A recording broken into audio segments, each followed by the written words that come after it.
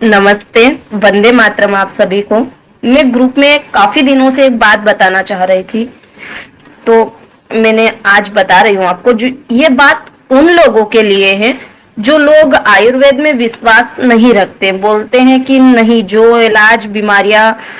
इलाज डॉक्टर से नहीं हो पाए वो आयुर्वेद क्या कर लेगा।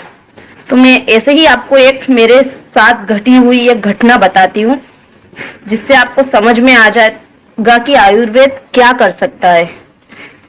मुझे शादी के 2 या 3 साल पहले से एक प्रॉब्लम थी, और जैसे ही मेरी शादी हुई 1-2 महीने में मेरी प्रॉब्लम वो ज़्यादा बढ़ गई। वो एक ऐसी बीमारी मेरे बन चुकी थी कि उसका इलाज हमने शादी के बाद बहुत इलाज करवाया। फिर मैं जब फर्स्ट टाइम प्रेग्नेंट हुई तो वही बीमारी मेरी और बढ़ गई। तब भी हमने बहुत इलाज करवाया। आज आसपास के उज्जैन, नागदा, जो भी हमारे आसपास शहर लगते थे ना, एक ऐसा डॉक्टर नहीं छोड़ा होगा मेरे हस्बैंड ने जहां मुझे नहीं दिखाया। लेकिन उस बीमारी में मुझे कभी कोई असर ही नहीं हुआ। मतलब लाखों रुपया हमने खर्च किया। फिर मेरी बेटी हुई। बेटी होने के बाद भी मुझे यही प्रॉब्लम रही। फिर 1 साल भर तक मैंने इलाज बंद करवा लिया। मैं तो जब कुछ नहीं हो रहा तो क्या करो। मैंने बहुत सारे आयुर्वेद नुस्खे भी किए, जिसने जो बताया वह किया, मैंने सब किया। बीमारी मुझे यह थी कि मुझे है ना, रात शाम के 4-5 बजे बाद अगर मैं बाथरूम करने गई, फिर मुझे बाथरूम में जलन चालू हो जाती थी, और हर 2-2 मिनट में मुझे एक एक 2-2 बूंद बाथरूम आती थी, और रात के 2, ढाई, 3 बजे तक मैं पैरों पर ही बैठी रहती थी। ये हालत थी मेरी। हमने सब डॉक्टर को दिखाया। हमारे यहाँ से जब फर्क नहीं पड़ा तो किसने बोला कि आप इंदौर जाइए। इंदौर में भी हमने मतलब सभी डॉक्टर को दिखाया।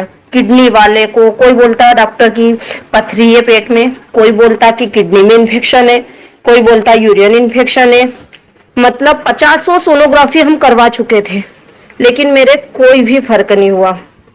फिर मैं जब डबल प्रेग्नेंट हुई बच्चे के टाइम, ऐसे ही करते करते मुझे कम से कम 5 से 7, 8 साल बीत चुके थे। जब मैं फिर से प्रेग्नेंट हुई तब वही प्रॉब्लम और ज़्यादा बढ़ गई, और प्रेगनेंसी में मैं इतनी इतनी देर घंटों बैठ नहीं पाती थी। फिर हमने इलाज शुरू किया उसका कि चलो और कहीं से फर्क हो जाए, लेकिन वही बीमारी, कुछ भी नहीं हुआ। बेटे ने जन्म लिया।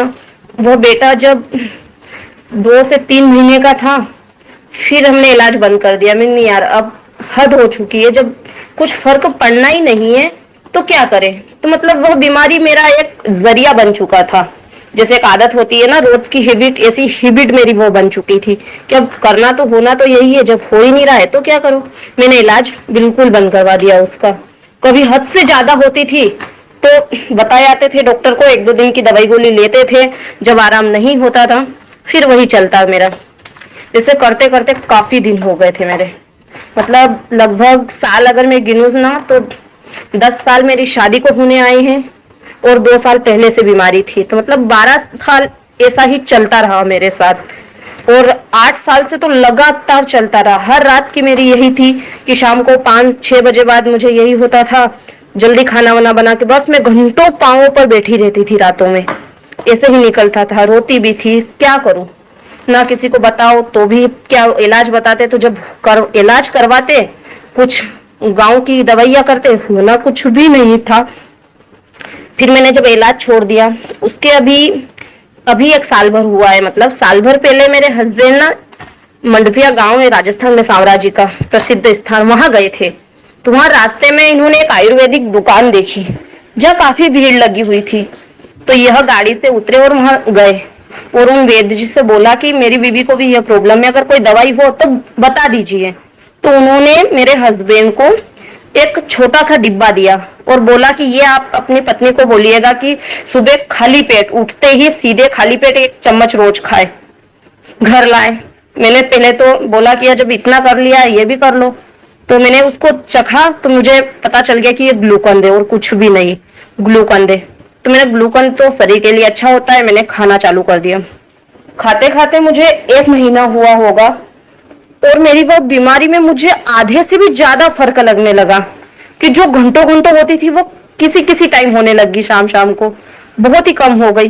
मैंने अपने पति को वापस बोला कि मुझे इस से फर्क लग रहा है, आप वापस जाइए। मेरे हस्बैंड जब 1 महीने बाद वहां वापस गए तो वह नहीं थे, वहां पर मिले नहीं।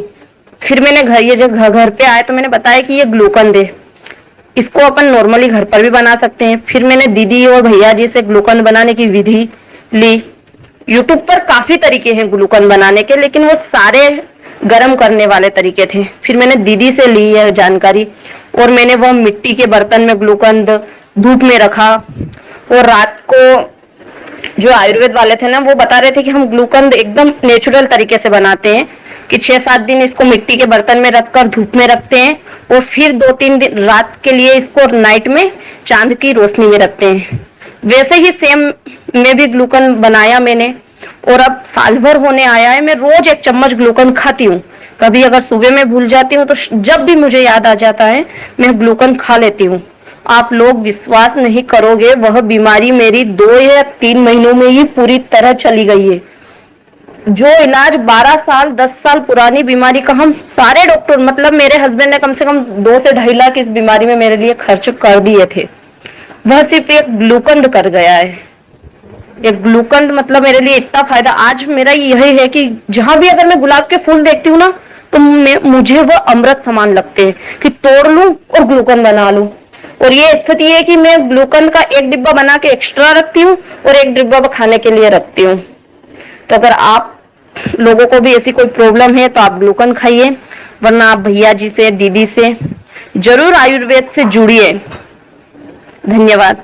ये मेरी एक रियल, मेरी जो बीमारी थी, जो मुझे प्रॉब्लम थी, उसके बारे में मैंने आपको बताया। अगर आपको अच्छा लगे तो प्लीज आप इस वीडियो को आगे शेयर करना, कि किसी को भी यह बीमारी हो तो उसको भी फायदा मिले।